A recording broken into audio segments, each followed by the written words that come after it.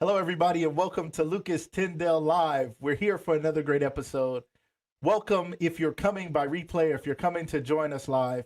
If you're watching this in your news feed and you just clicked in to check it out and see what's going on, if you're watching this on YouTube, Periscope, LinkedIn, or anywhere else this show is being broadcast, thank you for being here. If you don't know me, my name is Lucas Tyndale. I am the host here today, and I'm so excited to bring to you guys a great discussion, a great topic, something that I think is very important. And I'm already hearing back from people about their thoughts and feelings about this topic. So I'm going to have a couple great guests today, a couple of young men who have some perspective and some life experience. I think they're at a good age and a good place in life to help us understand, what it means to have male role models, mentors, father figures. Is it crucial? Is it critical? Can you live without it? We're going to talk about that. Can a woman raise a man? We're going to talk about that today. Those are real conversations that we have, real important topics that we discuss here on Lucas Tyndale Live. So I'm so excited to have all of you who are joining us. Please tap in. Please don't be afraid. If you want to comment, comment. If you don't. That's okay. We do enjoy your comments. It helps us drive the conversation. It allows you to get in. Unlike any other show, when you watch shows on TV, you might yell at your TV like I do sometimes, okay? Sometimes I yell at the TV. Sometimes I yell at the person and I tell them to run. I tell them to dribble faster. I tell them to score. I tell them whatever. They don't hear me. They don't know what I'm saying, but I feel better, right? On this show, you can get in on the conversation simply by texting your thoughts in the comments. You can say hello. You can engage with other participants. You can engage with other audience members and say, I agree, or great point, or hey, let's connect later, or whatever. So make sure you guys are doing that and jumping in and being a part of this show. It really is about community. This show is a live. It is a live, living, breathing podcast in your face live. You are watching it being recorded. You are watching us bring this content. Many will watch in the future, but you guys get to be here live in on these great conversations. And I'm so excited to be your host. Again, if you don't know me and this is your first time, my name is Lucas Tyndale, owner, creator, founder of Lucas Live Media. And I'm so excited to bring this show to you, many more in the future. Let me say hello to some of our special guests here in the audience who chimed in with comments. Tina, welcome to the show. Good afternoon, Tina. So glad to have you. Jokina, let's get this conversation going. Just a second. We're going to get to it. And we look forward to your participation in the conversation. Lindsay Rose, thank you so much for being here. Glad to have you. As always, such a loyal supporter. We appreciate it. Thank you so much. JJ Lilly, thank you for being here. Keisha Warren, my friend. Hello. How are you? Great conversation. Now, Keisha, I got to call you out. Keisha is just such a dedicated mother. And she's a dedicated mother, not only to her own children, but if her children's friends and basketball teams and all of that sports teams, she becomes a mother to everybody. So shout out to my friend Keisha Warren. Angela Hardesty, welcome to the show. So glad to have you here. Our loyal friend. We appreciate you being here. Angela, thank you so much. LaVonna Jackson, my friend. What happened to the background? I like the one from yesterday. Listen. Oh, you like this one too? Okay. I was going to say, I'm just, it's storming. This is a stormy conversation, maybe. I don't know. We'll see what happens. All right. We're switching things up. And we'll get to your comment there. Jenny Mason, good afternoon. Thank you so much for being here. Welcome to Lucas Live. So glad to have you here again. Derek Jones, my friend. Yes, women can do it. Let's do it. Okay, we'll talk about it. Derek, I owe you some information. Derek reached out to me and he asked for the contact information of our guest yesterday.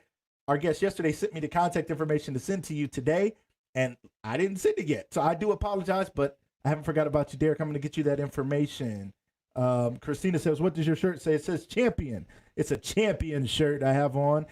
Champion, if anybody's watching from Champion and you want to do a sponsorship or an endorsement deal with Lucas Live, you better hurry up because, you never know. Everybody's coming. They want to be a part of this great show. You might as well hook us up. We'll see what happens. Shout out to Champion. My beautiful wife, Corinne Marie Tyndale. Welcome to the show. All the love in the world. I think those are hug emojis. I never really knew about those. Let me be honest. Those emojis, I never knew what those were. If that was like a hug or the dudes had little arms, I didn't know what that was, right? So then when I started thinking maybe that's a hug, then I started feeling weird. Like, should I send these to people? If I send these to somebody, I'm trying to give them a hug or what? I don't know emoji etiquette. Somebody help me out, okay? Somebody please help me out. Hello, China. How are you? Welcome to the show. Thank you so much for being here. We really appreciate it. Sharice Grantham, loyal follower here on YouTube. We appreciate those YouTube views. Those YouTube views are going up like crazy. Our YouTube following is growing. Our YouTube minutes are going up like crazy. One day YouTube is going to be sending us a check, and we're going to be doing more for our audience. I promise you, our goal here on Lucas Live is to give back and do great things for our audience. We're already in discussion about doing some fun things and some giveaways, as well as some things to give back to those in need. So we're looking at it. We're just getting started. Some simple production. It's just me here, but I do have some people behind me and some support and some sponsors. So we're going to talk about that as things go in the future. Latora Johnson, I hope I'm saying your name right. Come on now, let's have this conversation. Welcome to the show. Maybe your first time, or it's my first time seeing you here. Welcome. We're so glad to have you. Everyone, thank you guys so much for being here. Comments are rolling so fast, I can't even keep up. Ant Hagen, hello. Welcome to the show. I see you. Love staying in touch with and reaching out to. Shout out to my man, Ryan T. Montgomery. Welcome to the show. Aaron Duke, so glad to have you. Welcome to the show. He got the mask on. He cleans cars. He cleans car seats. He cleans furniture. Get your stuff steam washed in an eco-friendly way with my man, Aaron Dukes. Make sure you guys are following him. He's going to be on the show, and we're going to tell the story of how his business started, and it's going to be really fun to talk about that.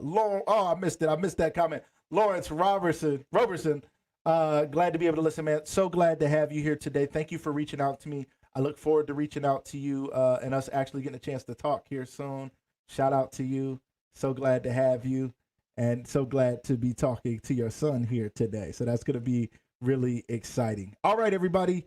Their hugs, they symbolize you care. Okay, good. Okay, so it doesn't mean like you wrapping your arms around everybody you see in one of them little hand emojis too, right? You're not like, what's up? You just like, what's up? Like, we cool. I love you. I care. It's like I care. Okay, it's not like I care. It's like I care. Got it. All right, got it. I'd be confused. I don't know. I'd be trying to be emotionally correct. Is there such thing as emotionally correct? I don't know. I got to work on my emotional intelligence. I'm gonna get that together. Okay. So thank you guys. We really appreciate everybody who's joined us. So many people have jumped into the room, and we're so excited. Share this broadcast. Give hearts on Facebook. You can tap the hearts or laughs or likes or whatever or sadness. There's opportunities to participate. Okay. On Periscope, shout out to the Periscope fam, the Twitter family. Make sure you're out there on Twitter, Periscope. You hit those hearts. Those hearts make the Twitter sphere know that this is an important show, and they show it to more people. All right, if you're watching it on YouTube, you can share this broadcast. Come back and like this broadcast. Make sure you subscribe to my YouTube channel, ladies and gentlemen. We want to grow those subscribers. Listen, Lavana, yes, I made that up. Yes, okay? It's my show. I make up words on my show, okay? Emotional intelligence and emoji etiquette. I don't know. I'm just trying, okay? I'm doing my best. Let me shout out our wonderful sponsor today. I don't want to take for granted that we have a lot of people who are supporting the show. We have more people who are coming along. We shout out to Frank and Freeze at 7th Floor Clothing, who I had their hat and shirt on. I'm going to wear the hat again and represent them. Check them out at 7th Floor Clothing. My man Freeze at 7th Floor Clothing is sponsoring the show by creating a logo for the show. There are people who want to support this show in different ways. I also have someone who's sending a basket to give away, a basket of Mary Kay stuff they want to give away to one of our audience members. So make sure you're a part of the Inner Circle. Let me say that first. Join the Inner Circle by texting Lucas Live, all one word, Lucas Live, to 31996. That is the group that those things are going to go to first. So make sure you join the Inner Circle. Text Lucas Live to 31996. And let me apologize, Inner Circle members. I have not texted anything out yet because I feel like I don't want to bother people yet until I have some news. But we're going to start doing some things just to stay in touch and communicate some things with you guys. So thank you so much. If you join the Inner Circle and you text to that number, you are not going to become a part of a big group where every text message comes to you too. You're only going to see the text messages that come from me and that we put out from Lucas Live Media. So please join the Inner Circle at Lucas Live. Just go type Lucas Live and text it to 31996. Again, shout out to our sponsor, HMA, Health Matching Account. I've been talking to you guys about this each and every day. I hope you guys are I hope I'm piquing your interest. I hope you're like, what is this HMA thing? I want you to go to HMAenrolltosave.com. Don't just Google HMA. Don't just Google Health Matching Account. I want you to come through this link because this is how they sponsor this show. This is how they support this show. This is how we're going to support our followers and our audience. So go to HMA Enroll number 2, HMA Enroll 2save.com, and you're going to see these great plans that can help you. Your job may be in charge of your medical benefits, but you can take control and be building some money of your own in a savings account on a Visa card that will be growing much quicker than any other savings account you have out there, and allow you to have greater purchasing power when it comes to medical expenses for you and your family. So please check that out at HMA Enroll number 2 save.com. Check that out. Thank you guys so much. All right, without further ado, we want to get into the conversation tonight. So get ready. If you have thoughts, comments, feelings, I'm going to try to get those in. If I miss it and you want to type it in again, feel free to type it in again. I can already tell this is about to be a lively discussion because the discussion has already started and I haven't even brought the guests in yet. So we're going to get started with that by bringing in our special guests today. 2 young men who I've known a long time. I've had the opportunity of being a positive male role model in their lives and mentor them in various ways. And we'll talk about that. And we'll talk about their lives, their fathers, their journeys, other men who have been in their lives, and what they think the importance of a male role model is. And then I want to hear from you. And all of us don't have to agree, but let's just have the discussion today. Let me welcome to the show Mr. Charles Boone and Mr. Tyler Thatcher. Gentlemen, welcome to the show. Hey, how you doing? Great, Charles. What's up? Today? Tyler, glad to have you here today. Thank you both for being here. This is an important conversation. Both of you guys are 2 young men that I thought would be great to have in this conversation. You guys are still of an age where you're young enough to have a perspective on this, yet old enough to know something about it. So I think it's going to add to the conversation today.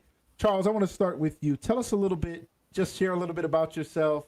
Who are you? What are you doing now? And just give us a little idea of who you are. No, absolutely. So first of all, thank you for having me. I appreciate it. It's a lot, I'll start off just professionally. So right now I'm an insurance broker. I also do real estate as well. It's been a whirlwind. It's very exciting, very challenging. Yep. And one of the reasons that I got into what I'm doing right now is because I genuinely want to help people, not just the clients that I'm serving and the clients that I'm helping on a day-to-day basis, but I want to help bring others up to do something that maybe they didn't think they could do. Yeah. And I think that ties a lot into the conversation today, which is why I'm so excited to be here. For me growing up, it was a lot of, what you can't do, right? We get these notions about things that we can't do. And, one of the things that has been big to me is, to look at others and show them what's possible, not just through what I'm doing, but by reaching back, lending a hand, and pulling people along this journey with me. So it's been crazy, but I'm excited about what the future has to hold. God is good. Yeah. And, just in general, when you go about the business of doing something you love, that's serving you, that's serving your family, it's serving your community, but then also, again, reaching back and showing other folks, hey, you can do these things. If someone told you once upon a time that this life isn't for you, or if you had this, preconceived notion that you weren't meant for this, and this, I want to show you that you are. And not only are you meant for it, not only can you do it, it's easy, right. But it just goes down to what you've been exposed to. And I think that's what we're going to talk about today. Excellent. Thank you so much, Charles. I think that's such good information. It's important for us to know exposure. When we talk about male role models and things like that, we're going to talk about who were you exposed to, because we all had role models, some who chose to be, some who did not. Charles Barkley famously once said, "I'm not a role model." And now Michael Jordan, if you guys have watched The Last Dance, he said, "I wish I never was a role model." He said, it put me in a position where it seemed like I had to be perfect and they were always looking for something to go wrong. So we all have role models. Our guest on yesterday, Derek Jenkins, he said his role models were people who were in the streets and chasing women and doing drugs, and he got out there, and those were his role models. So we want to talk about that kind of stuff today, and we want to have those discussions and realize whether you've chosen the role models or not, there are people who are children and young people are modeling themselves after. Okay, so we'll talk about that today. Tyler, my friend, why don't you share a little bit about yourself with our audience today? Thank you, Mr. Lucas. Thank you for having me on today. I'm a big fan of the show. You know that. I know that. Loyal Yep. follower. Uh-huh. Appreciate it. Yep. My name is Tyler Thatcher. I coach at Camp McKinley High School. I'm a freshman coach, actually. I'm 21 years old. Yes, I'm a young coach. That's Um, awesome. Another thing about me is I do work at JCPenney, a part-time job at JCPenney. And I'm currently trying to get back into college myself.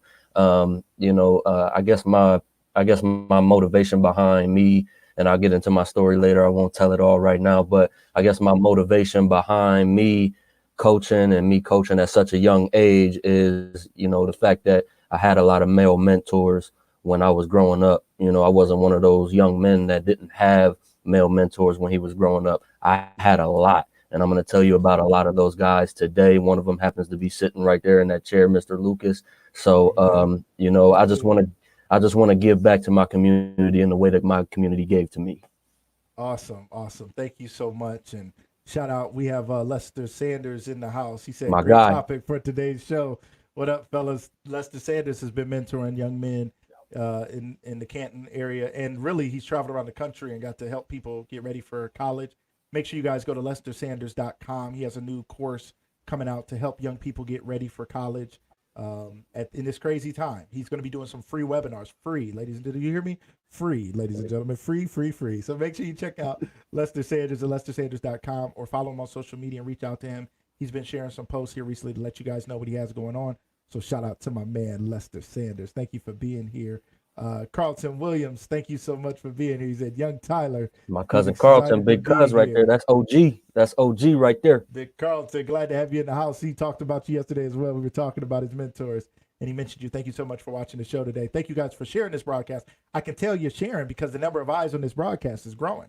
So that means you guys are hitting share. When you hit share, it allows people to click on your page and join in the conversation. So please do that. We appreciate it. We think this is a really important conversation and something that we need to talk about. So many other people. Tyler, my man, Tayshawn Bandy, he said, my dog Thatch. So that's one of them. That's one of the young men right there. But listen, this What's is funny, up, Tay? right? So Tyler was a student. I worked at McKinley Early Childhood Center. Tyler and Charles were both students at McKinley Early Childhood Center. I was a classroom teacher. I started there at 16 years old, working with young people. And I worked there for almost 15, 16 years, raised kids literally, saw them grow up and even some bring their own children back. Tayshawn is somebody who started at McKinley Early Childhood Center. I think he was like 2. I remember when Tayshawn was just a toddler, a little dude. And now Tayshawn is a guy that's like a son to me, man, near and dear to my heart, man. I love Tayshawn. Such a smart guy, such a good guy. Tayshawn, hey, hit me up, Tayshawn. Let me know if you're doing that virtual homework, my man. You know, I had to hit you up the other day. You know what I'm saying? I don't want to call you out on the show, but you know, your mom hit me up and she said, "Can you talk to my son?" And I hit you up. I said, "What's up? You getting your work done?" To all the young men out there, young women, make sure you're getting that online homework done. All right. So, Yep. He knows how much I love him. So excited. Man. So excited. Charles, you're not surprised that I called somebody out on the show. No, not at all. Knows because I used to not at all. Charles, like, you know, we'll talk a little bit more about that. But like I said, both of these young men were young men that I was able to have an impact in their lives. But it's not about me singularly, about the impact I had on their lives. I want to start with these guys and hear a little bit about your thoughts. Again, Charles, I'll start with you. Share just some general thoughts about, let's say, male role models in a child's life. What role do you think that plays, and how important do you think that is? So, as I said earlier, I think it comes back to exposure, and what you're exposed to. I'm a big believer in being a product of your environment, right? So for positive or negative, right? Just being a product of your environment. That doesn't necessarily mean if you came up in a bad environment that, something bad gonna happen to you or you're gonna be with a negative mindset. That's not what that means. You could be motivated by that negativity to be more positive than anything you witness. But with that being said, if, when you're in someone's sphere, right, do you make that sphere conducive for growth? Do you make that sphere conducive for learning, for somebody to soak up that which and then now you can pass that along? To me, one of the things that I've said to you and have said to many people is, I can't really put it into words, the impact that you as an individual had on my life. when I was younger, my dad was in and out of jail, and really good dude, but that was his circumstance, that was his path at that time. So for me, I had my mother, who was awesome, but she was working. She was trying to support, two, three kids. And I'm, of the mindset that, I had to go through some things myself. And whether I realized it at that time, which I certainly did not, you were giving me something that I needed, whether I knew I needed it or not. Wow. And, as you get older, some of those, nuggets of wisdom, some of that knowledge that you instilled in me, I saw it blossom, right? Like, it's like you planted a seed and I watched that grow within myself.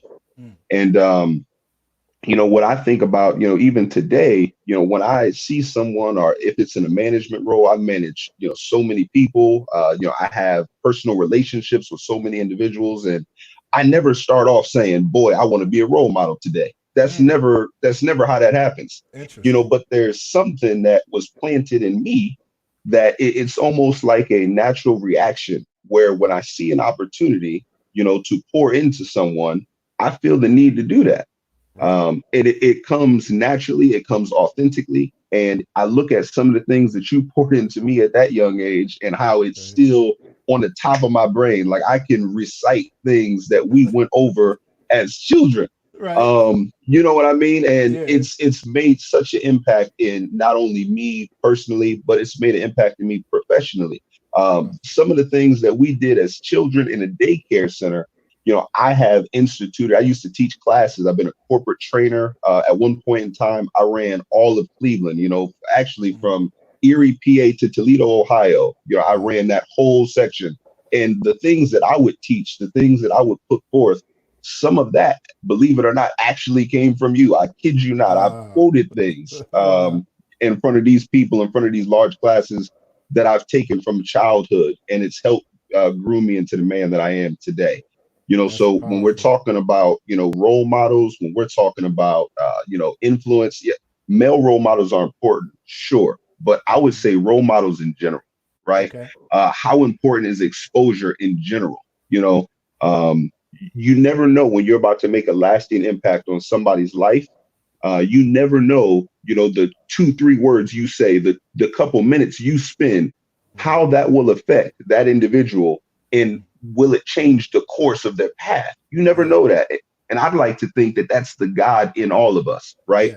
That's that piece of God in all of us that's, compelling us to go out and change somebody's life, or to go out and, really go about the business of, passing along the message that they need to hear. Sometimes I will tell something to somebody that I didn't even know I had in my head. I'd be in front of you, and next thing I know, my mind was on something completely different. And then it's like something compelled me to speak, and what came out, I'm not going to take credit for. I'm not responsible for that. So I think it's ultra important. Ultra important. And I can't thank you enough again publicly for everything that you've done for me. Everybody that I was, around, everyone in that center, everyone that you've touched, I think we're better for it. So I appreciate that. Charles, that means so much to me, man. You were that kid for me.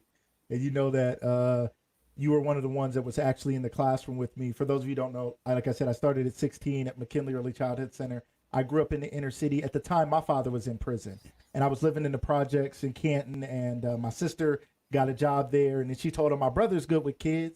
And they brought me in for an interview. They like, your sister says you're good with kids. And I was looking at him like, I guess so. Like, my friends is kids. I mean, I'm 16. I'm a kid myself. What do you mean? Like, I'm real good with them. We cool, man. All my friends, right? So I started working there, and I started in the summer program, and we were going on field trips and we were having fun. I was like, I can't believe they're paying me. I'm out here, throwing the football around and playing checkers. And some little smart kid named Norman. Shout out to Norman. I don't know Norman. Little smart dude named Norman had his glasses, and he taught me how to play chess. And he was kicking my butt, but he showed me how to play chess.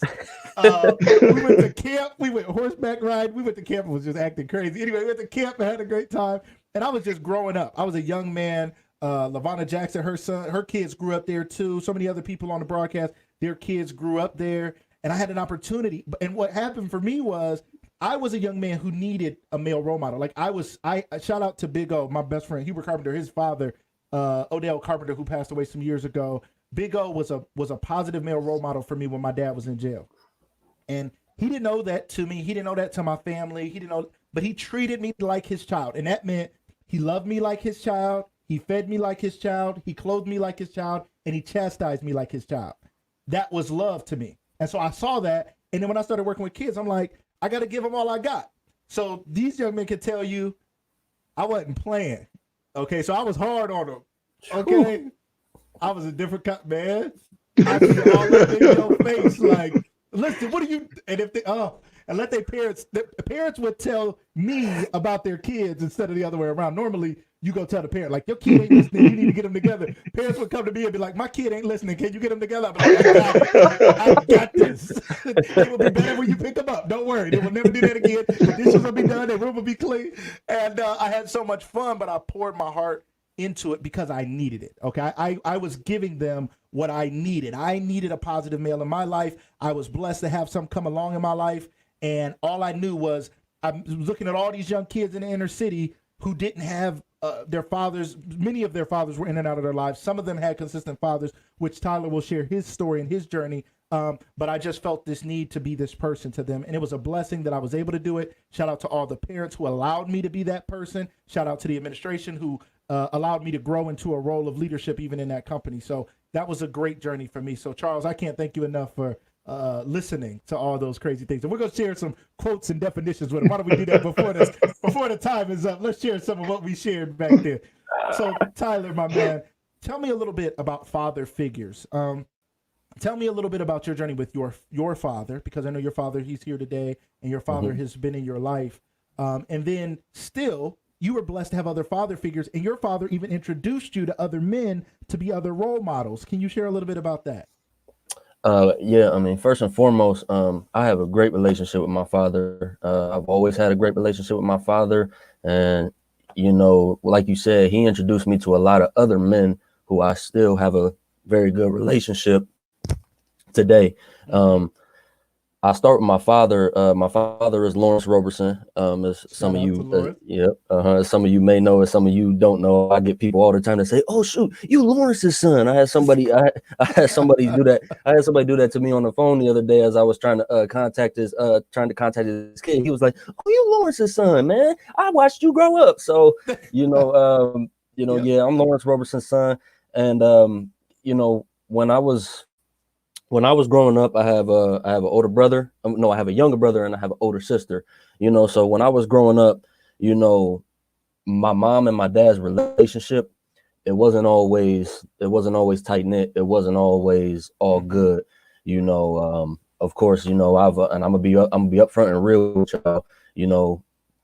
My mom and dad argued. My mom and dad fought. Watch my mom and dad, do things to each other, and I'm sure there's things that they've done to each other that I haven't seen, Sure. So, but one thing that I say about both my mom and my dad was that no matter how much they butted heads, they always made sure that myself, my sister, and my brother were good. And by good, I mean, they always made sure that they stayed on us.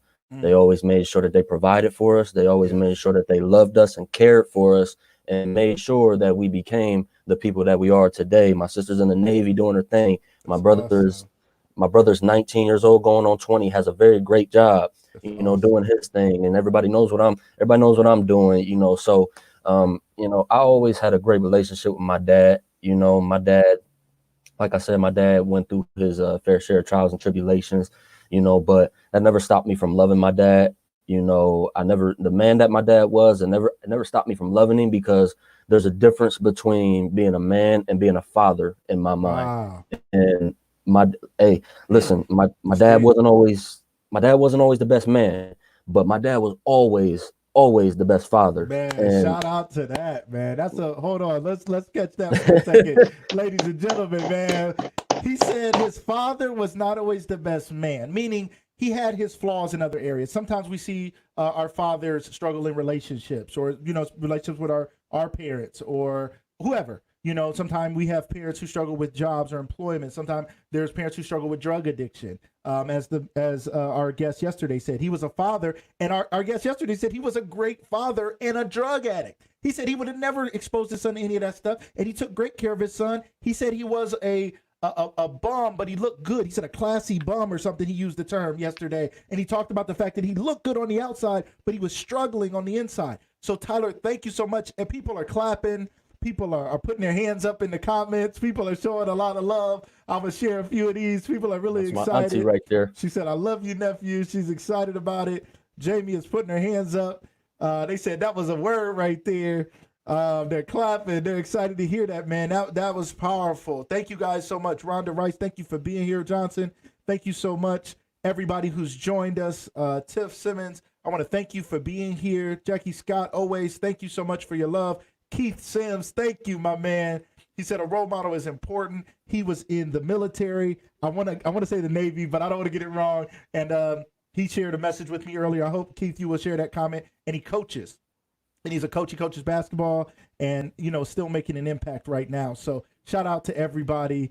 Tanya Lambert, thank you so much for being here. Yes, I had her daughter Sydney at McKinley Early Childhood Center. She was just a little one when she started there, but that was deep. So let's look at that again. So ladies, think about this. Sometimes you get with a guy that may not be a good man or may struggle. No, because nobody's perfect. He may be struggling to be the man you need, but may be exactly the man that your child needs. And you're trying to keep him out of your child's life because he's not being the man that you need.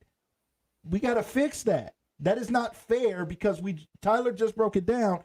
You can be a good father and have some issues being the man that you want to be. So Tyler, back to you. My fault. Thank you. Great. Yeah. Yeah, So, but you know, outside of and like I said, my dad introduced me to a lot of men outside of him that really helped me along the way, that have and still are helping me along the way. The one man that I would start with is and you know him, Mr. Lucas. You know, my pastor Sheldon Brown. He just passed away about 2 months ago. Yeah. You Shout out know, to Sheldon Brown. Pastor Yep, Sheldon shout out. Brown. Mm-hmm. Rest in heaven, rest in peace, man. Everybody who knows Pastor Sheldon Brown, show some love in the comments, hit some hearts if you know Pastor Sheldon Brown from the Canton community, Northeast Ohio community, Florida community.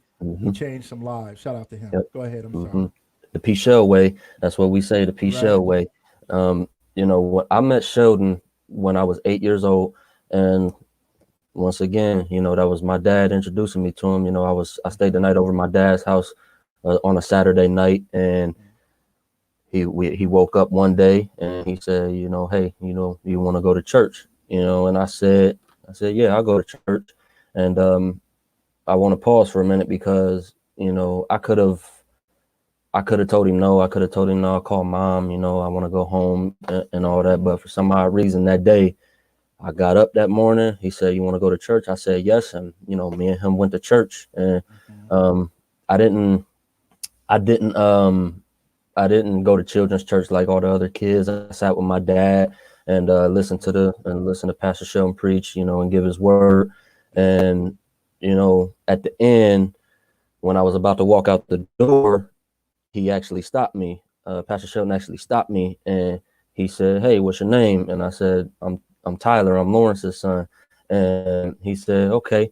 And he said, did you like church today? And I said, yeah, I like church. And then he walked away and went into his office. And when I walked out the door that day, I feel like at 8 years old, God changed my life that day.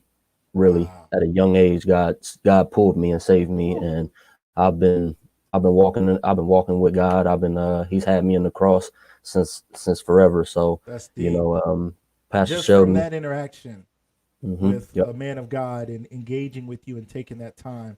It's so important for us to make sure we stop and take time with people, because we live in a busy world and we're really busy, and we don't always take time to even stop and say hi to the young man, hi to the young lady, say hello, encourage them, and speak life into them. So right. That's powerful that he was able to do that. So thank you for sharing that. We'll pick up that story and you can share some more with us. I want to share here what Keith Sims said.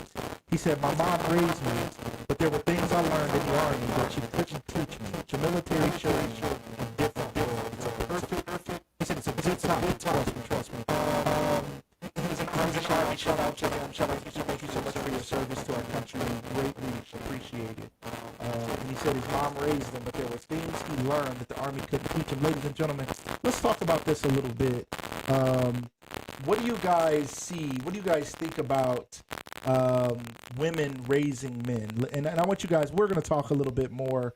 I'm going to talk to these gentlemen a little bit more while you guys put your thoughts into the comment section while you think about it. What do you think about women? Can a woman raise a man? Give me your answers. You can say yes or no in the comments. Or you could give me a little more explanation. So you may say yes, and this is why. You may say no, and this is why. And you guys can let me know that. So I want to check. People are saying there's some feedback. We want to make sure we correct that. So we'll check on that here in just a second. But you guys continue.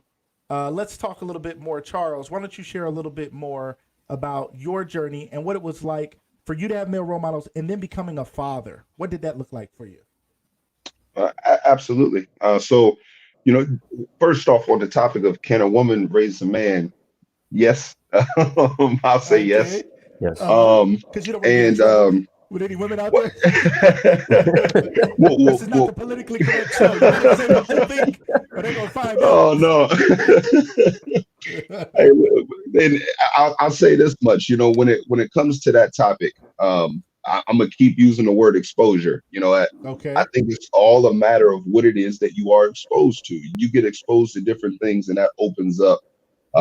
It opens up different possibilities for you, right? Mm-hmm. And I'll say that, I want to give a shout out to my mother, because especially as I've gotten older, as a young man, I remember getting fresh out of the house. I remember being 17, 18 years old, and the thoughts that I had in my head, the things that I believe to be fact and fiction, or, this is how the world works. And, this is my view as a 17, 18-year-old. And then the transition of, like you said, becoming a young man myself, having my first child, my daughter, and just seeing how that changed me, and looking back over my shoulder at the things that, my mother had done. And, she busted her butt. I mean, she worked so hard, to support us. And, when we talk about can a woman raise a man, again, I think yes, but I also think that that's one piece of the package, right? Okay. There's a multitude of things that any of us need to be exposed to in order to feel like we have a well-rounded education to leave the nest and go out into this world and stand on our own 2 feet. Okay. So I have seen some very, very, very, very strong women. My brother, my brother Trayvon, shout out to his late mother. She passed, unfortunately. And she was one of the strongest women that I know. She inspired me from a distance, Wow. And just to see her grind, to see her work ethic, to see her hustle, business owner, firefighter, just always on top of her game, doing what she had to do. Tanya Johnson, I shout out to her. Shout out to my mother, Leslie Boone, Leslie Washington now. Shout out to my aunt. I used to look at my aunt and again admire this woman from a distance, and I would pick up nuggets of knowledge that would serve me later in life and see how she operated and be like, man, I want to be like that, or I'd like to maneuver that way. I would like to live my life that way. So my aunt Heather, I shout out to her. My other aunts, my aunt Tiffany Armstrong, Tara Flakes, shout out to them. Yep. I grew up around women. So my whole perspective on this is different. There was women all around me, and I picked up something different from each one of them. And I think that also helped mold me. Now, to answer the second part of your question, though, how does that look becoming a father? It's like an earthquake, underneath your feet. It changed everything. It rocked my whole world because, as a young man growing up around women, I had a lot of women influences, but then when I had to be the man 24/7 in a child's life, well, that was different because I love my father to death, and shout out to my dad. And I want to talk about that later because, he taught me a lot of things. And Tyler, I loved your point earlier. All of us, have shortcomings. I will be the first to raise my hand and say I have too many of them to count. But my father has taught me so much about life And whether he was always the man that he wanted to be, he was always a father. And, when he was around and, even the jail visits, if any of y'all have grown up through that, y'all know those jail time pictures, where you all stand up on the wall and do one of these, you eat the food out the vending machine, Like mandatory pause. Look happy. But whatever it was, though, he, in and out, he's always been a father as well. So I do want to talk about that. But, I'll say I haven't had a 24/7 male presence in my life. And, transitioning from growing up around women and learning what they had to expose me to, what they were able to expose me to, and then to transition into being the male in a young lady's life. And now I have to be this 24/7 dad and figure out what to do, what to say, what not to say, when to comfort, when to discipline. It was an earthquake. It rocked me. It changed my perspective. It changed my outlook, right? So again, do I think a woman can raise a man? I don't think I know, right? Because I'm here as a result of it. And there's plenty of men all over America who I'm sure will, concur and that can relate to that. But in terms of, that transition and being a father, it's different. I now have a son as well. So my son is 3, my daughter is 8. I got one in school, one I'm still trying to potty train. And someone said this, so shout out to Nate Chester, because he has been another role model. And that's my boy. Nate is my boy. And he is a role model to so many young men. And if you haven't had him as a guest already, I would like you to do that, because I'm gonna be watching like this. You know what I'm saying? When you get him on there. But I shout him out because I was in a barbershop and somebody said something, before this whole COVID stuff had happened, and it was just at the precipice of it, right? It hadn't evolved to where we was on a stay-at-home order, and someone in the barbershop had made the point that this COVID-19 pandemic would be the first time that a lot of parents got a chance to actually know their kids. This would be the first time that a lot of parents actually got a chance to sit down and spend time with their kids. And it's not a slight at anyone, because we work, we grind, we're out there trying to provide for our families. But that was such a true statement. Since I've been home over these last, several weeks with my kids, wow. Let me just say that. Wow. Right. Shout out to all the grandparents who are doing what I'm doing right now full time, right? Shout out to all the daycare teachers and people of influence who are doing what I've been exposed to over the last several weeks full time. Yes. Shout out to all of them. Come get y'all kids, teachers. All right, we done. We tried. They flunked it out of 3rd grade. I'm sorry. But it's so true. And I look at it and I'll say that I've learned a lot. My kids teach me every single day. Like I said earlier, I don't look at my kids and go into a situation thinking, man, I want to be a role model. I look at them and I look at them and I really just take from it. I want to show them love. I want them to always know that they're loved. When you do something wrong, I'm gonna let you know you did something wrong. When you need to be disciplined, I'm gonna be there to discipline you. But I think the thing for me is I'm always trying to balance that. I want to give you structure, right? I want to pour into you, but I also want to show you that I love you. And as a parent, that's the other thing. There's certain things that you'll say as a parent that it almost seems like if anyone else said it but you, your kids would be all ears, right? Like they'd be all ears. But when you say it as a parent, it's like that's dad, right?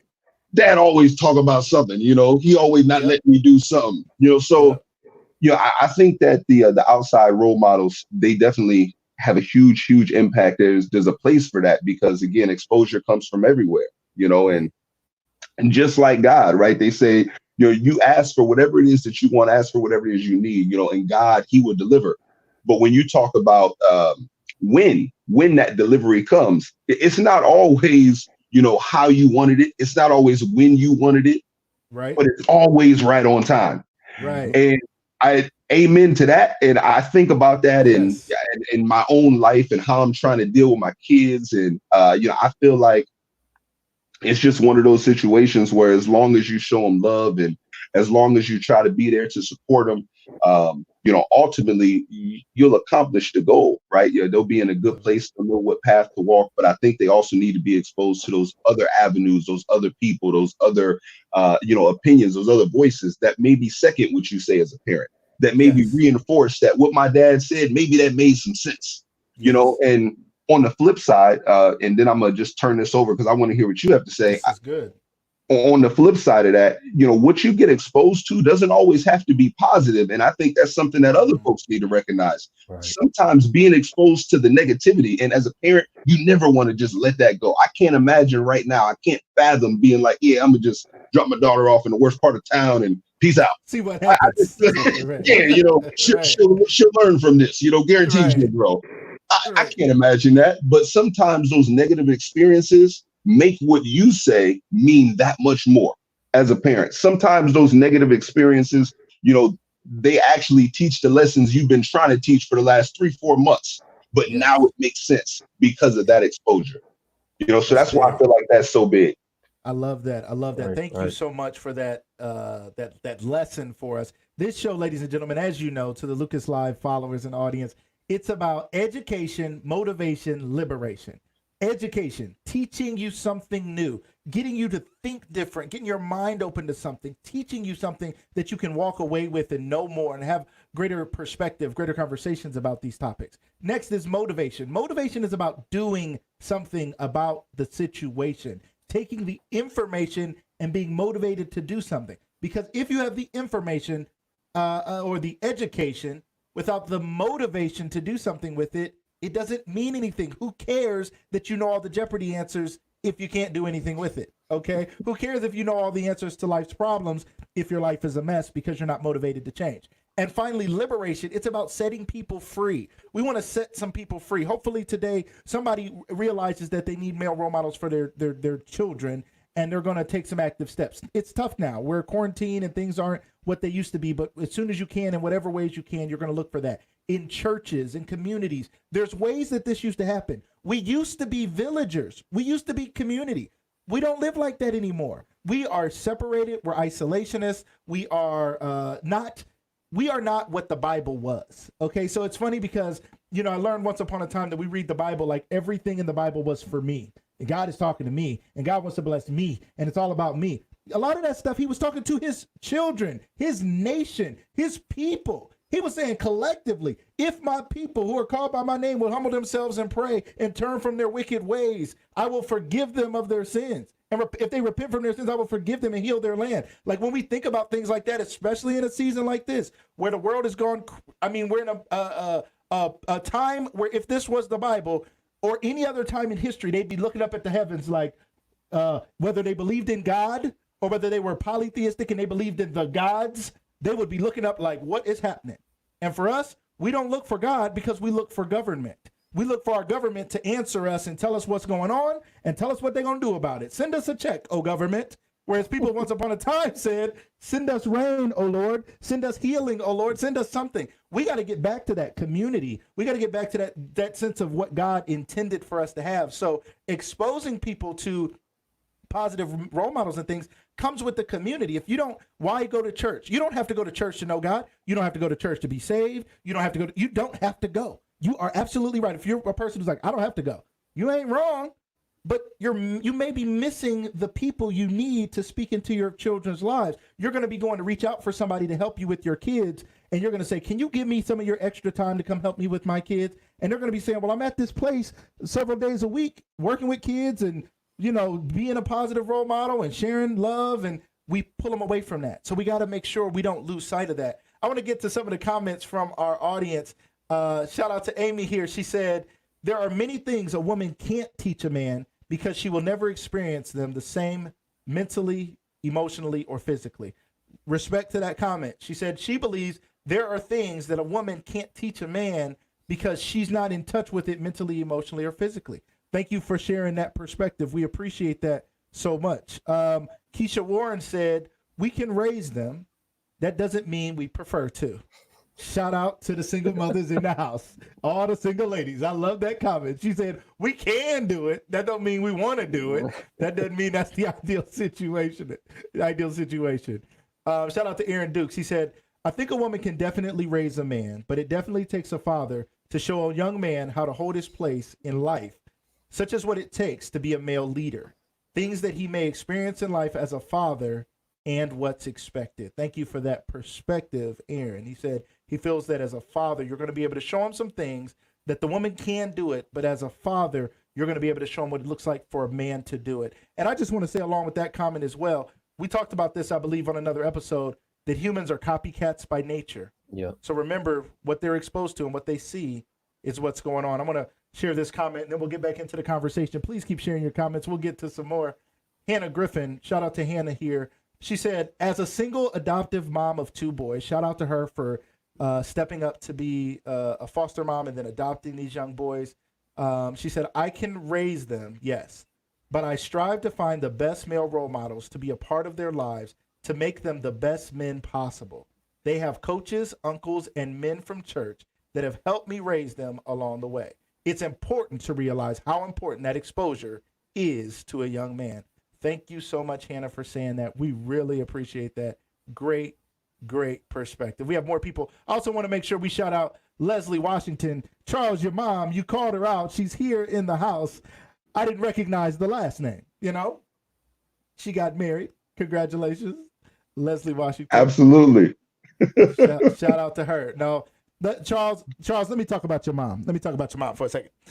Charles, your mama was so serious about her kids being the best they could be. Your mom was not playing no games at all. Okay, she was not gonna have some. That sounds right. Kids. That sounds right. That sounds right. Don't it? Your mom was not. She'd snatch up somebody else's kid. They act up too much. She'd be like, "Listen, y'all got the list." Hey, she wasn't playing. I heard she snatched up your kid.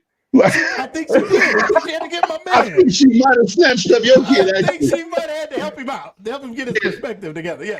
So she didn't play. She never did. She was serious. She loved you guys. She was all about you guys. She was an adoring mom. She loved her kids, but she was serious about it. So let's talk about that, Charles. Your mom was, while a female, she had the strength that sometimes we only say a man can have that kind of, I'm going to make sure you're straight. I'm going to make sure you don't go down the wrong road kind of thing. How did you see your mom doing that? So my mom she was big on discipline. When I grew up, she was big on making sure that we listened, we followed the rules, we were respectful. And, what's crazy is, I talk to my mother a lot. I feel like we had a 2-hour conversation today. Wow. And, one of the things that, I liken that to, roping this back into the exposure is, when she grew up, her father wasn't there. Right. So she had some time where her father was there, and then she had a large amount of that where her father was not present either. So you look at what she's exposed to. Right. So now in that situation, my grandmother, who, shout out to my late grandmother, Linda Mitchell. I love her and miss her very much, very, very much. Yeah. But she, my grandmother played the disciplinary role, as I've been learning from my mother over the years, for my mom, for my aunts. And, that's because she was doing it kind of by herself in a way, and it's one of those things to where back then as a kid, I would be so mad. Like, I told my mom today, I said, I felt like I had to have everything down pat when I came and asked you for something. Like, if I asked you to go somewhere, or if I wanted to go, get a juicy out of the refrigerator, like whatever it was, I felt like I had to have my whole story lined up. I had to know why I wanted this juicy, what I did to deserve that juicy today. What I was gonna do, to still deserve the juicy after the juicy was long gone. Once the juicy is gone, what you do to deserve to use my bathroom to leave yourself at the juicy? Because it's my house. I swear to you, man, like I just remember so many times, like standing at the door of her bedroom, going in to ask her something. Like, you don't understand the preparation that I put in to pray the Lord, give me the words. Jesus, please. That is so true. That is so true, man. And she prepared me in a way like, back then as a kid, I was annoyed. I felt like it was so many rules. I felt like it was, like she always wanted to know what if. Like she was always, looking out for the what if. If you do this, well, what if this happens? Or yeah, you could do that, but then what if that happens? And I was so sick of it.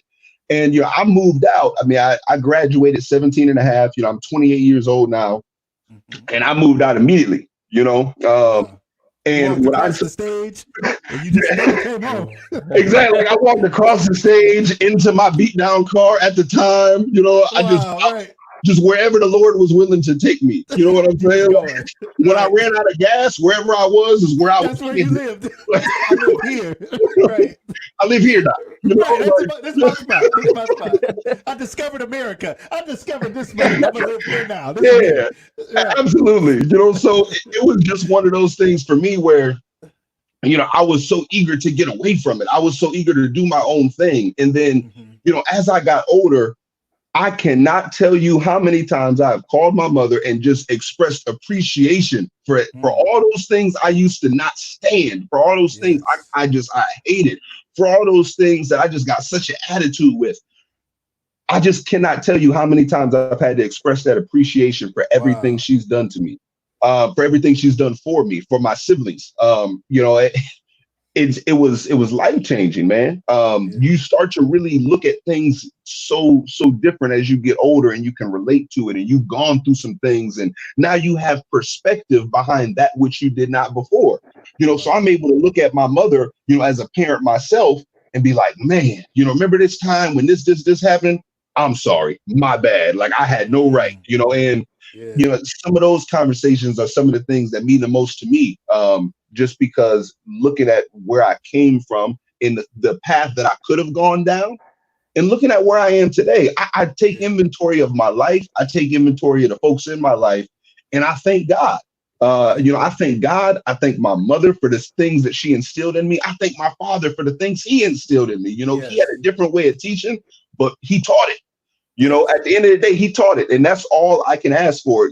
He didn't owe me that. My mother didn't owe me that, but they gave it to me. And I'm so appreciative for it, man. That's powerful. Thank you so much for sharing that. Shout out to both of your parents.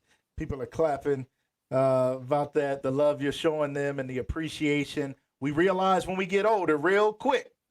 We learn real quick when we get older and we become parents ourselves, how valuable those lessons were, how much our parents cared about us when they were chastising us and correcting us and giving us that one more lesson, right? Or preparing you. My son he tells me a lot that his mom was always tough on him, but he was like, my mom prepared me to go ask a teacher for things. She taught me how to advocate for myself. And while his mother and I are together, I much respect to her for what she did for him. Because he's like, my son has no problem going to a teacher and being like, that right there ain't fair. You said it was due on Tuesday and something changed in your life and now it's due Monday. And you said Tuesday and now you're putting us in a crunch and you're going to grade us unfair. That's not right. But he learned that because she would always make him come back like your mom and present himself properly, right? So and then the balance and then the things I taught him about people are people. You have to show people respect and be kind to people in this certain way, and that will allow people to be more kind, caring, concerned about you because you show that you're kind, concerned, and caring about them. And he put that recipe together. And my son is 16 years old and a wonderful young man, and he gets that combination from me and his mother, and we weren't even together, but still somehow God worked that recipe out together to give him what he needed. So shout out for that answer. Thank you, Vitra, for being here. Thank you so much for the claps, for the love, for the comments. Thank you guys so much. Thanks for the forum. Yes, Keith. Yes, we are getting into it. This is really good. Cassandra, she said, you definitely have a greater appreciation for the things your parents do for you when you get older. Cassandra Brooks. Now, her mom was also commenting under her name. I think that's plagiarism. Cassandra, get your mom. She ain't allowed to steal your Facebook. Because it was something, it said like, I raised 4 boys. I lost it. I was trying to pull the comment up, and then Cassandra was like, that was my mom. She stole my phone. I don't know why she did it. All right, so thank you guys both for being here. We really, really appreciate those comments. Let me get a comment here from Carlton. This is your Uncle Tyler. He said, when my kids were little, I would make them order food at restaurants. Look the person in their eye and don't be afraid to talk. That is huge, right? Those are important little things. Tyler, tell me a little bit. Just give me one or two of the role models, two or maybe at least two of the role models that you had in your life, and how your life, what something they taught you, and how your life might be different if you didn't have them. Whew, you narrowing it down to 2, man. I know I got two. I know you got about 12. Good man. You got disciples. Yep. But you know, I already talked about my dad, and I already talked about Pastor Shelton. So the next person that I would talk about is somebody that goes by the name of Frank McLeod, or he's known as Boo Man, Coach Boo Man, Coach Boo, whatever you like to call him. But I knew of Coach Boo when I was in middle school. When I was in 7th grade, he was actually the head coach at Crenshaw for football. And I didn't start playing football again until I was in 8th grade. And by then he had moved on to Timken and was coaching there when I got into 8th grade. But I didn't formally meet Coach Boo until the merger happened. It was my sophomore year. The merger, break it down. We got people from all over. They don't know what you're talking about. What's the merger? AFL, NFL, NBA, what are we talking about? So Timken and McKinley merging to become one high school, Camp McKinley High School. You know, and that took effect my junior year. But I met Coach Boo Man my sophomore year when we were doing off-season training, off-season lifting, of course. And we just hit it off from that moment on. And Coach Boo would tell anybody that if you made a carbon copy of me, it would be Tyler Thatcher. So just a story real quick. Coach Boo always tells me, and I'm not the only person that he's told this to, but he always told me, you can't run from it. And what he meant by that was, you can't run from God's purpose for you. You can't run from what God has in store for you. And I shared a video on Facebook about 2 months ago when this quarantine actually kicked off, when the COVID-19 actually kicked off. And I was up at Baldwin Wallace in Berea, Ohio, playing football, going to school. You know, everything was good. You know, everything was real good. You know, don't get me wrong. When I tell you this story, don't get me wrong. Baldwin Wallace was a great place for me. It was a very great place for me. But no matter how great something may seem in your life, no matter how great it may seem, that might not be what God has in store for you. Wow. It might not be where he wants you. And when it was week 2 of the season, we were in practice, and you know, I was trying to catch a football, and you know, the ball jammed my finger the wrong way, and I actually broke this finger 3 times. So I broke my finger, and ultimately I had to miss the rest of the season. And much like this quarantine right now, and this is what I'm tying it to, this is the comparison that I'm using, much like this quarantine, God had to physically sit me down in order for me to realize that I was not supposed to be in Berea, that I was not supposed to be doing what I was doing. I was supposed to be right here in Canton, doing what I'm doing today, working with these young men. And I called Coach Boo. You know, I called Coach Boo, and I told him, I said, I'm thinking about coming back to Canton. I'm thinking about walking away from playing the game of football. And I tell you this right now, Coach Boo could have sat there, and he could have, you know, we could have had a full-blown conversation like we 9 times out of 10, like we mostly do. But we wasn't on the phone for a long time at all. He just flat out told me, I told you before, and you can't run from it. You can't run from it. I told you that before. You can't run from it. And I tell people all the time, that was God speaking to me through Coach Boo Man. Yeah. And many times, and so listen, when God tells you something, and when God whispers in your ear, when he tugs at you, you move. You don't look around to see, you don't look around for nobody's opinion. You don't look around to see if anybody's judging you about it or not. You move. Don't matter. And what Pastor Shelton used to always tell me was, no matter what it looked like, trust God. And I trusted God, and he's got me in a very good place right now. So that's the story behind Coach Boo, man. I love it. Excellent story. You shared a little bit of that with me before, and this is a guy from Canton, Frank McLeod. Boo Man grew up in Canton, played football for Camp McKinley, was a legend. I remember watching him when I was younger. He was a legend. And then for him to come back and be coaching and making a difference matters. And Tyler, you played for Camp McKinley, and now you are back coaching and making a difference, and it matters. We all have an opportunity to give back. And again, working with young people myself and having that opportunity to give back, I was trying to give what I needed. You guys, it may have been coming from different places. Maybe you were giving what you had. Maybe you're giving, Tyler, you have an abundance of positive male role models. And it's like you had to carry the torch. You were like, if I didn't have these guys, where would I be? So now I got to be those guys to some other young man, right? And for myself, like I said, when I met Charles, your father was in and out of prison. My father was in prison from the time I was 12 until I was 18. He did 6.5 years. So 12 years old. First of all, shout out to my dad. Amazing man, doing amazing things. Just a great guy.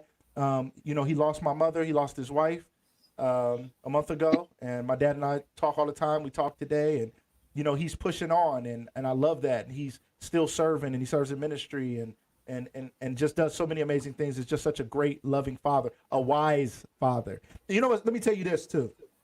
To the people out there who have a father that may be in prison. And to any man out there who may be unfortunately facing time, if you find yourself locked up for some unfortunate reason.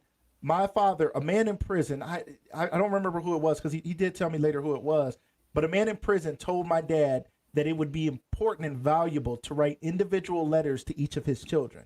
He said at first he sat down to write letters, or maybe at first he was writing letters to the family, and he would write a letter to my mom and to all of us and say, tell the kids I love them and tell them, they'll be okay or whatever. And then this guy told him, no, write individual letters to your kids. I still have those letters to this day that my father wrote me from prison. And those letters from prison changed my life. My father told me to read my Bible. My father told me that God was the ultimate father. He was the best father you'll ever have. He said, son, whether I was there or whether I'm not, I'm still nothing in comparison to God. If you don't know who God is, God the Father is, your life is never going to be all that it should be. So get to know him. Read his letters. He wrote them in 66 books. He said, start in Psalms. That's easier to read. He said, start there. You don't have to start in Genesis or start with a story of genealogy. Start in Psalms. It's easier to read. And it changed my life. It changed my life. And my cousin Christina's out here too. She said, read Psalms every day. He wrote us those letters, and that changed our lives. So any man right now who's facing time, or anybody out there who has a loved one in prison, tell them, hey, why don't you take a moment and write individual letters to your kids and express your love for them and give them some words of wisdom and advice, because even from prison, my father changed my life, which then allowed me to go be the man that I was for these young men and teaching some of the things we taught. I want us to talk a little bit about some of the things we learned back in the day, some of our famous quotes and definitions. Let's take a minute to talk about some of these things and break some of these things down. Charles, we were talking before the show. Oh, man. I knew it was coming. Show, and Tyler knows some of these as well. Anybody who went to McKinley Early Childhood Center from 2000 to 2015, you learn, and maybe even beyond, maybe they still do it, I don't know, learn some quotes and some definitions and some positive things that we were instilling in the kids. And I remember reading the definition of instill. It said to put in one drop at a time. And so I thought, I'm just going to instill stuff in these kids, and one day they'll get it. So Charles, can you tell the audience the definition of respect, and tell them how you learned the definition of respect and how that came about? Let's start off with how I learned it. I got into trouble a lot. Okay, I got into trouble a lot, and one of the things that too much. Yes. So one of the things that you guys had us do, writing lines, right? We would go in there, we write lines. Yep. Oh my goodness, writing so many, like wrist about to fall off. I may have carpal tunnel now. I'm not saying I'm gonna sue you or nothing, but I'm just saying, like, we might need to talk about how you gonna compensate me for this. Right. So it was one of those things to where, we wrote it down repeatedly, and there was, when it comes to the definition of respect, I'll even say this. We would talk about it before the show, and I tell everybody here, again, I used to teach classes. I managed a lot, and one of the things that I would actually tell, when I was teaching these classes, is this definition of respect, because it's been instilled in my mind all of these years. So the definition of respect is a feeling of admiration or consideration for someone that makes you take the person seriously. And I would literally break this down. I would break that whole definition down with anybody. And that stuck with me. The other quote that has stuck with me for one reason or another, and I think about this all the time. Dreams are the touchstones of our characters.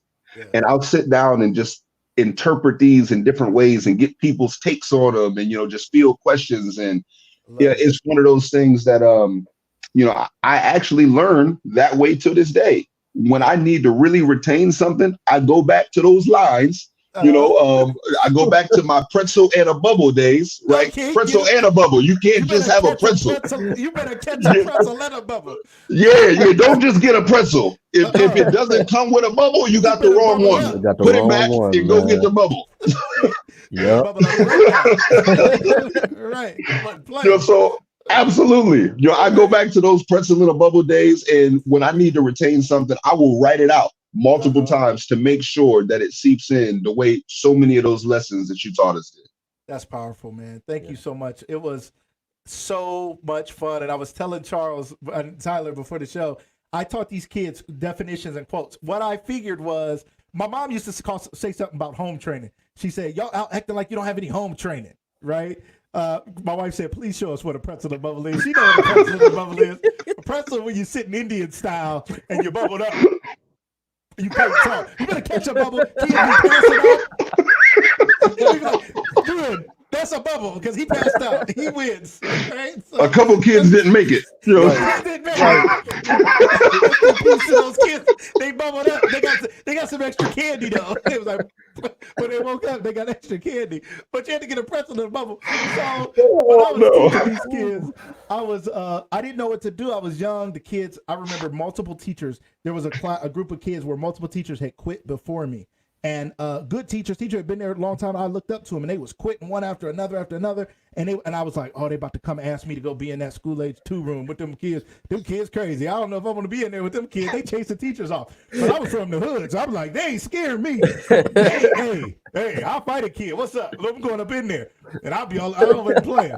So I went in there, and I was like, I got to find a way to get through to these kids. I got to do something different because they said the definition of insanity is doing the same thing, expecting a different result. Yep. So I'm like, I got to do something different. So I remember first I had a children's dictionary in the classroom, and I'm like, these kids, y'all don't have any respect. And I'm yelling at y'all don't know how to respect people. And I started thinking, do they even know what respect is? Like, that's a big word for a kid. You're just throwing out the word respect. So I looked it up right there in the children's dictionary. It said respect is a feeling of admiration or consideration for someone that makes you take the person seriously. And we broke it down and we said it over and over and over. And then when they didn't listen, I wouldn't just make them go write, I will not talk. I'd say, you got to go write something that's relevant to what you did. Is it respect? Was it obedience? Obedience is doing what you're told to do quickly. Were you not obedient? Did you not have self-control? And we worked those things in so that those children weren't just writing or being punished, but they were learning. I've always been about education, motivation, and liberation. Although the liberation part for kids, I didn't care if they was free, but education and motivation was always a thing. So that was so much fun. I love doing that so much. Shout out to School Age. Remember them daycare days. We raised her kids at the daycare. She worked there with me as well. Shout out to Vitra. School Age was no joke. You had to go in the School Age room. You was like, whoo, you better buckle up. Because they coming for you. So, ladies and gentlemen of the audience, if you guys have any more comments, please share your comments. We're going to wrap up this conversation here today. We're going to let these gentlemen share a little bit more. But if you have more to say or more thoughts on this, please give us your thoughts and comments. I want to thank you guys for staying in with us today. Our show starts at 7 p.m. Eastern, Sunday through Thursday. My goal is to have a show that lasts about an hour, but I found that it tends to last a little bit longer. For those who had to go, I know LaVonna Jackson, a few others had to go. I thank them for letting us know they had to run for some reason. For those who stayed with us, thank you. For those that are watching, thank you. For those that are just listening and you're kind of, doing laundry, cooking dinner, taking care of stuff, sitting back and relaxing a little bit, but you're listening in on this conversation, we appreciate it. This is like a video podcast. It's alive for you. And if you're watching this by replay or listening by replay, thank you. We appreciate it. Please feel free to reach out to either of these gentlemen as well after the show. If there's anything you think they can help you with, I know they would be happy to do that. I know they really would. So, gentlemen, Tyler, I want to start with you. If you could give us some closing thoughts on the importance and the role of male role models. And gentlemen, if you could, I would like for you guys to talk to us about the fact that when we the three of us talked about this before the show, it's not just boys that need male role models, right? Like we talked about this. It's not just the boys. We talk about it as though it's men need men. Men need women, and boys need women, and girls need men. Like we need a mixture. That's why it takes two. Tyler, if you could give us some closing thoughts and also reflect on that as well. I guess I'll start with the needing mentors and needing. I had, like I said, I had a lot of male mentors, but I had a village of women too. Okay. I had a village of women too. So and if you go to church and if you know the saying, it takes a village, and it truly takes a village. I don't know where my mom and dad would be if they didn't have that village outside of them, to really help me. So one thing that I tell the young men that I coach, that I get a chance to coach every day, is that I can believe in you to my last breath. I can pour into you and believe in you to my last breath. But if you don't believe in yourself, it's not gonna matter how much I believe in you. And I think that's one thing that we have to. I think that's one thing that we have to stop saying to our young men and our young ladies, and start showing to our young men and our young ladies. Because it's one thing to say something, but I promise you, if your actions do not match your words, yes, these young men and these young ladies don't think that they don't know. They see right through you. yes, And they will always see right through you. And that's one thing that Coach Boo Man always told me, was be real. And you better make sure that your actions reflect your words. Because if they don't, these young men and young ladies, they will eat you up and they will spit you out. So, just show it. Just show love. Show that you care. It goes a long way. My barber, Jack Dusick, we really don't. The only time we talk is when we see each other in the barbershop, or we happen to text one another. But he always asks how my dad is doing. He always asks how my mom is doing. He always asks how I'm doing. He always does that, and we always have conversations about that. But that just shows me that he cares, and that's another male mentor, So, it's just show that you care. I think, and just one last point is that I think at some point, us, parents and us as mentors, we got to stop trying to be friends with the young men and young ladies that we're trying to teach, and that we're trying to parent. Okay. My mom and dad were not my friend, and they wasn't trying to be my friend. Right. They loved you. They loved me. Kind to you. Yes. Right. Yes. I think some might argue parents and mentors can be friendly, as in caring, kind, laugh, joke. Right, you don't have to be serious all the time. Right. But just trying to straight up be your friend. Right. I guess the term that I would use is trying to be cool, which is trying to be cool with your kids. Trying to impress your kid more than you. Mm-hmm. Right. So, and then the last thing I would say is, like I said, I watched the show and I appreciate everything that you're doing, Mr. Lucas. I appreciate everything that you've done for me.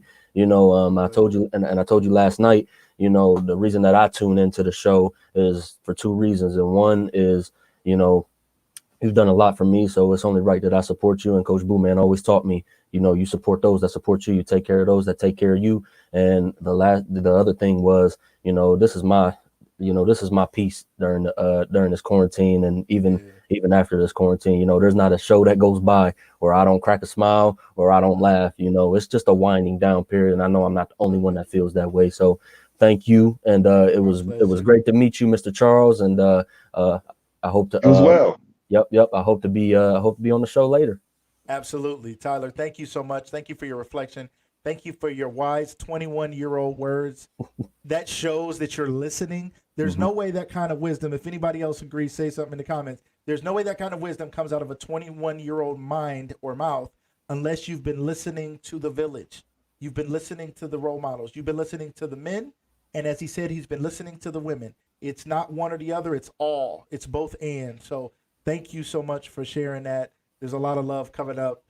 We really, really, really appreciate having you, Tyler. And for your support of this show, Tyler. Tyler is one of those loyal fans. You guys have heard me say Tyler's name probably on every show. I shout him out because he's always here. If he's on Facebook and I'm like, can I go over to YouTube and give us some love on YouTube? He goes to YouTube. If I say, he's just like, I'm down for the show. I want to support this in any way I can. Tyler, I can't thank you enough for that. It means the world to me.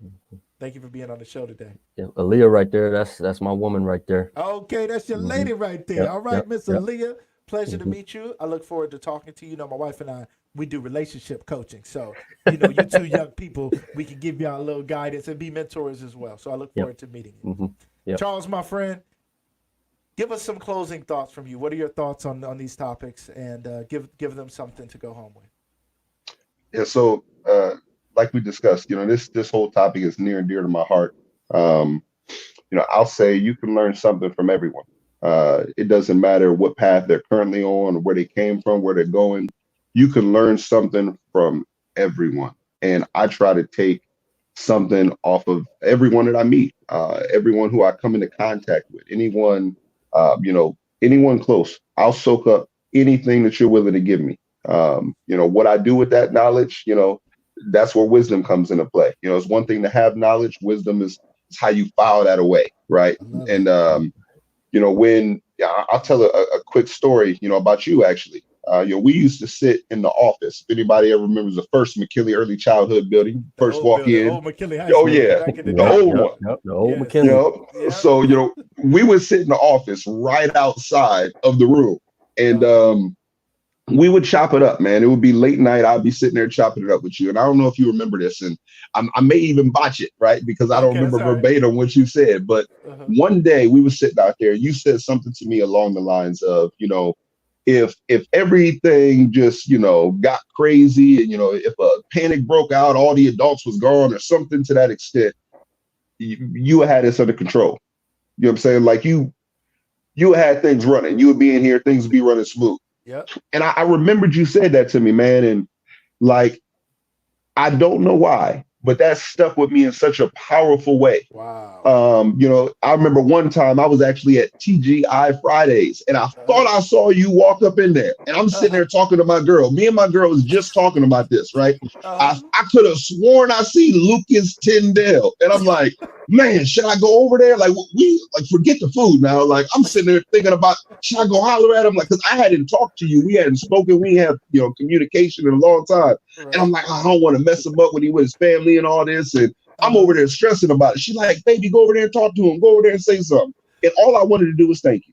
Wow. You know, just because the things that you said, the things that you gave, the time that you took, you know, I would tell everybody who's listening, it doesn't matter what you think you know, what you think you have to offer, or, you know, what you think you don't have.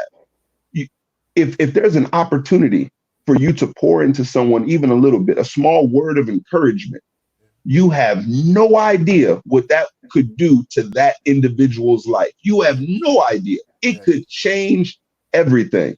Yeah. And, you know, my father, he's another individual who does this. You know, he's been through a lot, you know, and we will sit down sometimes and he'll just drop knowledge on you. Yeah. You know what I mean? And if you don't got your bag open, you might miss it. You know, because he'll sit down and just start dropping some knowledge. You'd be like, dang, I didn't expect you to get deep this quick, you know? Right. And it doesn't mean that you have to do the most. It doesn't mean that you have to walk the best path. It doesn't mean that you have to be some model citizen. But you have something to give. You have something to pass on. You have some bit of info, knowledge, hindsight to recycle. And I encourage everyone listening to do so. Yeah. Because it's so near and dear to my heart. I could have been in a place where, you know, none of what I've been able to accomplish, none of the people I've been able to touch, I could be in a place where all of that goes away. I could be in a very dark place. I could have went down a whole different path. Yeah. But because of people like you, because of people like my father, because of people like my uncle, because of people like Nate Chester in this world, because there's individuals with God in their heart, and they're compelled to pour into other folks, to drop this knowledge, you know, to give little nuggets of wisdom. It's everything. And I'll go back to that definition of respect. You know, when you say a feeling of admiration, it means you admire this individual. Yes. You admire something about them, how they carry themselves. I remember down to the details. If anyone who didn't know Lucas back then, so you used to rock the vests. You know, those big puffy vests. I remember what the man used to wear. I mean, I listen, I'm trying to tell you, I remember when George Bush got elected. I remember the conversations we was having. Really? Wow. Like, I remember the whole nine. I remember making mixtapes in the class. I remember when we first got the presentation in there. I remember the whole nine. So there were so many different aspects of your life that I would sit down and I would admire just how you carried yourself, and so many other men in my life that I would sit back from a distance with. I admire how he handles himself. I admire how this individual speaks and how they're articulate. And, when I think about that, then I think about the consideration piece, a feeling of admiration or consideration. Do you consider this individual's feelings before you speak? Do you consider what the impact would be on this person before you do what it is that you're about to do? And when I think about those people I respect, I do consider their feelings before I act, pop into my head, and I ask myself, how would they feel if I did this? What would be the impact if I did this, this, and this? So I think about those things, and I would just say, you might be a role model right now and not know it. Right. Mm-hmm. Somebody may be looking at you, hanging on your every word, modeling their style after you, and you might not know it. Never know. I'm blessed that it's such a small world, and I was able to reconnect with this man. There's other people who I have got a chance to express over the years, my admiration for. And after I lost touch with Lucas, I wasn't able to do that. So I feel blessed that I can just at least acknowledge publicly the impact that this man has made on my life, the impact so many others have made on my life. And, I encourage you, if you feel it in your soul, if like Tyler said a second ago, you can't run from it. You can't run from it. So if you feel it, if you feel that in you and you got to, go ahead and bust that move, you need to say something to a particular individual. I encourage you to say it, because that might be the day that everything changed for that person. Love it. Thank you so much, Charles, for the reflection. Thank you. For the memories, man, for bringing those things up. Charles, you were the kid that followed me around everywhere. Always listening. I'd be like, you awful close to me not to be listening. What you doing? You shouldn't be this close. I might go off. You might want to sit down. But he followed me around everywhere. And I told him, I might go off, because I would get in the kid's face in a second. I wouldn't play. So when I said to you that day that you could handle it, it's because you had a different level of wisdom. You and even Tyler right now, man, the level of wisdom you guys have is unmatched for your ages, man. And I just can't tell you how important it is to continue to tell these stories. That's why I'm so glad to have this platform, because too often young men that look like you, when we see them on the news in prison. We see them on the news getting shot and killed. We see them on the news. Have you seen this man? We believe he robbed someplace, and we don't hear about young men like the two of you. And there's so many more out there, and there's so many more that you all are impacting that are going to be the next group of guys that come up and do something positive. So this platform is a positive place to bring stories to everybody about so many topics. To the Lucas Live audience, I want to tell you guys, we have some great shows coming up. Don't miss tomorrow. Jackie, the educator, is going to be here from Black Christian Influencers. She started her YouTube channel on Saturday, I believe, and she has 1,000 subscribers already. She's going to talk about how to grow your brand. She has 25,000 plus subscribers on Instagram in less than 15 months. She is building a brand and building influence, and she's not doing it for likes. She's not doing it because she's standing there with her clothes off. She's doing it because she's actually making an impact with the communities that she's reaching. And before the coronavirus, she was traveling around and starting to have things in different communities for people to meet up and talk about business and influence and impacting their communities. She's going to be on tomorrow to share her story and tell us more about that. Next week, we have great people. Don't miss Mother's Day. We have a great man on who is going to, he co-directed the movie, the documentary Believe Land. That many people have seen on ESPN. If you didn't see the 30 for 30 Believe Land, go look that up. Okay, he was a co-producer of that, as well as he created The Women of Troy, which is a documentary, which is on HBO and recently came out. So I'm really, really excited about that. So there's going to be some great people. Comedian Marcus Martin's going to be on. Dan and Destiny Harsh are going to be on this week. A wonderful couple going to talk about being a blended family and an interracial couple. We're going to talk about some of those dynamics and have that real conversation. So I just can't tell you guys enough how I got doctors reaching out to me. I got people from all over who I'm going to be talking to. I got Super Bowl champion coming on, I believe, next week. I can't keep up. My calendar is so full, but I'm so excited. Thank you all for all the love. Thank you for all the support. For those that are watching by replay or those who are here live, you matter. Thank you for being a part of the Lucas Live community, a part of the village. Thank you all who have texted Lucas Live to 31996 and joined our inner circle, I promise we're going to be giving back to all of you. Thank you guys so much. Branson Wright is going to be on. He said his name. Yeah, Branson Wright is going to be on talking about his movie. That's one of your good friends. That's awesome. We're really excited about that. Thank you all so much. All the love. Thank you. We're glad to bring you guys these topics. Powerful panel, gentlemen. They're saying you guys were so great, and everybody's excited that you guys were here. I thank you guys so much. Everybody, thank you for joining us here on Lucas Tyndale Live. We'll see you guys again tomorrow at 7 p.m. Don't miss it. Everybody have a great night.